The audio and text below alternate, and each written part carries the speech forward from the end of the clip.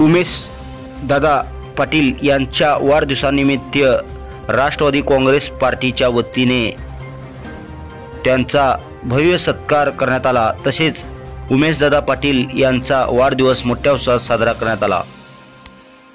त्यांच्या वाढदिवसानिमित्त लाख लाख शुभेच्छा। शुभेच्छुक गणेश भालेराव अक्कलकोट। तसेच अक्कलकोटचे दिलीप भाऊ शिंदे यांच्याकडूनही लाख लाख शुभेच्छा। त्यांच्या वाढदिवसानिमित्त लाख लाख शुभेच्छा।